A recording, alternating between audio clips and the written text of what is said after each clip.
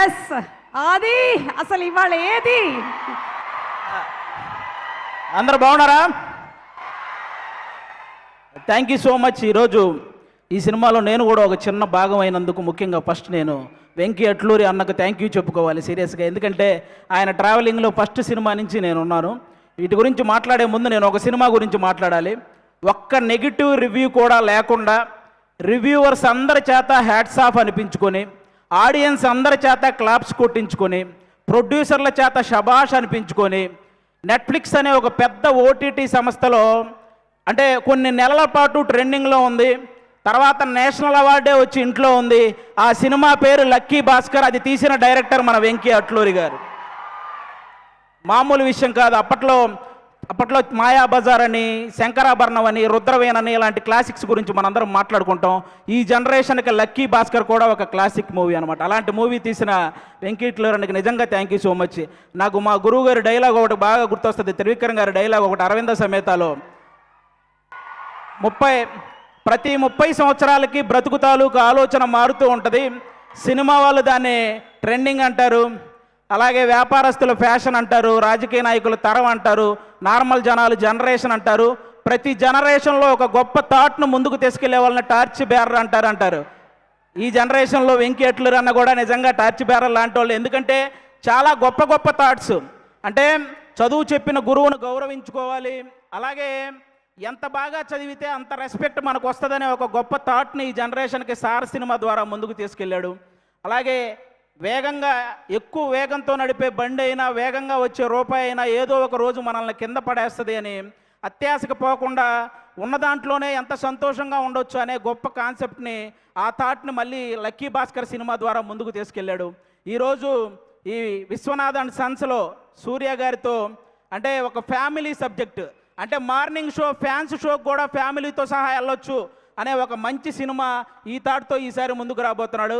అలాంటి వెంకీ అన్నకి అంటే అప్పట్లో మనకి సినిమా పోస్టర్ల మీద హీరో గన్ను పట్టుకుంటేనో, కత్తి పట్టుకుంటేనో, గొడ్డలు పట్టుకుంటేనో రికార్డులు కొల్లగొట్టిన పోస్టర్లు మనం చాలా చూసుంటాం. కానీ హీరో సింపుల్గా ఇన్సర్ట్ చేసుకొని జేబులో పెన్ను పెట్టుకున్న రికార్డులు తిరగరాయొచ్చు అని, అలాగే హీరో షేర్ మార్కెట్ గురించి చెప్పినా 100 కోట్లు షేర్ కొట్టొచ్చు అని, ఈరోజు హీరో ఒక చేతిలో పిల్లాన్ని పట్టుకొని ఆడించినా కూడా రికార్డులతో ఆడుకోవచ్చని చెప్పిన డైరెక్టర్ మన వెంకీ అట్లూరి అన్న. సితారా ఎంటర్టైన్మెంట్స్లో లక్కీ భాస్కర్ సినిమాకి ముందు, లక్కీ భాస్కర్ సినిమాకి తర్వాత అనేలాగా ఆ ప్రొడక్షన్ హౌస్ ఈరోజు ఉంది అంటే దానికి వన్ ఆఫ్ ద రీజన్. అలాగే తొలి ప్రేమ సినిమా హిట్ అయినప్పుడు దాని తర్వాత మిస్టర్ మజ్ను కానీ, లేకపోతే రంగ్ దే కానీ ఇలాంటి సినిమాలు వస్తున్నప్పుడు వెంకీ అట్లూరి అనే డైరెక్టర్కి ప్రేమ, పెళ్ళి సబ్జెక్టులు తప్ప ఏమీ తెలియదు అని అన్న వాళ్ళకి అప్పుడు తీసాడు అసలైన ఆయుధాలు బయటికి. ఇక అప్పటి నుంచి అంటే ఒక స్థాయిలో ఆయన కొంచెం డిసప్పాయింట్మెంట్గా ఉన్నప్పుడు మన నాగవంశీ అన్న ఆయనతో నిలబడ్డాడు. ఈరోజు ప్రతి సినిమా విషయంలో నాగవంశీ అన్నని ఇంకో స్థాయిలో నిలబెడుతున్నాడు. అలాంటి సినిమాలు తీస్తున్నాడు. నాకు ఇంటి దగ్గర 2 అన్నయ్యలు ఉన్నారు, కానీ టీవీ పరంగా అభి అనే ఒక అన్నని, సినిమా పరంగా వెంకీ అట్లూరి అని అన్నని ఇచ్చినందుకు దేవుడికి థ్యాంక్స్ చెప్పుకుంటున్నాను. నిజంగా థ్యాంక్ యూ సో మచ్ అన్న, థ్యాంక్ యూ. ఇంకా ఈ సినిమాలో పెద్ద ఆర్టిస్టులు చాలామంది చేశారు. లెజెండరీ యాక్ట్రెస్ రాధిక గారు ఉన్నారు ఈ సినిమాలో. నాకు ఇప్పటికీ నవ్వింది మల్లె చెండు సాంగ్లో ఆవిడ స్మైల్ కానీ, ఆ డ్యాన్స్ కానీ ఎప్పటికీ మర్చిపోలేని, ఇప్పటికీ అదే హైపర్ యాక్టివ్తో ఉంటారు ఆవిడ. కాబట్టి ఆవిడకి థ్యాంక్ యూ సో మచ్ అండి. అలాగే ఒకప్పుడు 2 వ్యక్తులు ఇళ్ళ దగ్గర కార్లు అదే పనిగా ఆగుండేవి. అది ఒకటి రామారావు గారి ఇంటి దగ్గర, అలాగే ఒక జనరేషన్లో కోదండరామిరెడ్డి గారి ఇంటి దగ్గర కార్లు అలాగే ఆగేవి. ఎందుకంటే ఆయనేమో చూడడం కోసం, ఈయన డేట్ల కోసం. అంత సక్సెస్ఫుల్ డైరెక్టర్ కోదండరామిరెడ్డి గారి పెద్ద అబ్బాయి కూడా ఇక్కడ ఉన్నారు, సునీల్ గారు. ఈ సినిమాలో వన్ ఆఫ్ ద రోల్ చేశారు. ఆయన కూడా చాలా సపోర్ట్ చేశారు ఈ సినిమాలో. ఆయనతో పాటు నేను యాక్ట్ చేస్తున్నప్పుడు ఆయనకు కూడా థ్యాంక్ యూ సో మచ్. ఇక మమితా బిజ్జు గారి గురించి చెప్పక్కర్లేదు. తమిళనాడు సీఎం గారితో యాక్ట్ చేశారు, ఆవిడతో కలిసి నేను యాక్ట్ చేశాను. ఇంకా అంతకుమించి ఇంకా మనందరం ఈరోజు ఇంతమంది ఇక్కడికి వచ్చారంటే దానికి మెయిన్ రీజన్ సూర్య గారు. సార్ గజనీ సినిమాలో మీరు మర్చిపోతారు, కానీ ఆ సినిమా చూసినప్పటి నుంచి మిమ్మల్ని మేము మర్చిపోలేదు సార్. అంటే తెలుగు సినిమా అభిమానులు తనకిష్టమైన ఒక తెలుగు హీరోని చూసినప్పుడు ఒక చిన్న ఎమోషన్కి గురవ్వటం అది కామన్. కానీ చాలామంది తెలుగు సినిమా అభిమానులు సూర్య గారిని చూసినప్పుడు కూడా అంతే ఎమోషన్కి గురవుతారు. ఎందుకంటే తెలుగు సినిమా మీద ఆయన వేసిన ఇంపాక్ట్ అలాంటిదన్నమాట.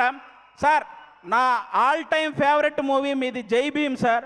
జై భీమ్ సినిమాలో మీరు పేపర్ చదువుతూ కాలు మీద కాలేసుకొని కూర్చొని పేపర్ చదువుతుంటే పక్కన ఒక చిన్న పాప కూడా ఆ పేపర్ తీసుకుంటే మీరు జస్ట్ అలా హెడ్ నాడ్ చేసి ఆ పాపను కూడా కాలు మీద కాలేసుకొని కూర్చోమంటారు. అది ఒక డైరెక్టర్ సీన్ రాసినట్టు ఉండదు సార్. మీ వ్యక్తిత్వమే స్క్రీన్ మీద కనపడుతున్నట్టు ఉంటుంది. అది ఆ విషయంలో అందుకే అలాంటి వ్యక్తి కాబట్టి ఈరోజు ఎంతోమంది పేద విద్యార్థుల్ని ఇంజనీర్లుగా డాక్టర్లుగా తీర్చిదిద్దారు మన సూర్య గారు. ప్రపంచానికి వెలుగునిచ్చేది ఆ సూర్య భగవానుడైతే ఎంతోమంది పేదవాళ్ళ జీవితాల్లో వెలుగునిచ్చింది ఈ సూర్య భగవానుడు. కాబట్టి ఖచ్చితంగా మీరందరూ ఆ విషయంలో క్లాప్స్ కొట్టాలి. ఎందుకంటే తమిళనాడులో మన సూర్య గారు ఒక ట్రస్ట్ పెట్టారు. దానికి చిరంజీవి గారే ఇన్స్పిరేషన్ అని ఆయన చెప్పారు. కానీ పిల్లల ఎడ్యుకేషన్ విషయంలో చిరంజీవి గారికి కూడా సూర్య గారే ఇన్స్పిరేషన్ అని స్వయంగా ఆయనే చెప్పారు. కాబట్టి అది నిజంగా చాలా చాలా చాలా గొప్ప విషయం. ఒక కుటుంబాన్ని బాగా చూసుకోవడంలో కానీ, భార్యని ప్రేమించడంలో కానీ, వ్యక్తిత్వంలో కానీ, టాలెంట్ ఉండి చదువుకోవడానికి శక్తి లేని వాళ్ళకి సహాయం చేయడంలో కానీ, బాడీని సరిగ్గా మెయింటైన్ చేయడంలో కానీ, బాక్స్ ఆఫీస్ దగ్గర సరైన లెక్కలు సరిచేయడంలో కానీ ఆయన్ని బీట్ చేసే వాళ్ళు ఎవరైనా ఉంటే వాళ్ళకి లైఫ్ టైం సెటిల్మెంట్ రా. Thank you so much. ఈ సినిమా సూపర్ సక్సెస్ చేయాలని నేను మనస్ఫూర్తిగా కోరుకుంటున్నాను. మా వెంకీ అట్లూరి అన్నకి ఈ సక్సెస్లు ఇలాగే వస్తూ ఉండాలని, అలాగే సితారా ఎంటర్టైన్మెంట్స్లో నేను కూడా ఎక్కువ సినిమాలు చేశాను. అది నాకు కూడా ఒక హోమ్ ప్రొడక్షన్ లాగా. ఆ ప్రొడక్షన్లో కూడా సక్సెస్లు ఇలాగే మొన్న లెనిన్తో ఎలాగైతే సక్సెస్ వచ్చిందో ఈ సినిమా కూడా అంతే బ్లాక్ బాస్టర్ అవ్వాలని మనస్ఫూర్తిగా కోరుకుంటున్నాను. 6 గంటలు స్టేజ్ చేయటం ఎంత కష్టమో ఆ స్టేజ్ మీద 3 గంటలు ఎంటర్టైన్ చేయడం కూడా చాలా కష్టం. సుమగారికి కూడా thank you so much. And me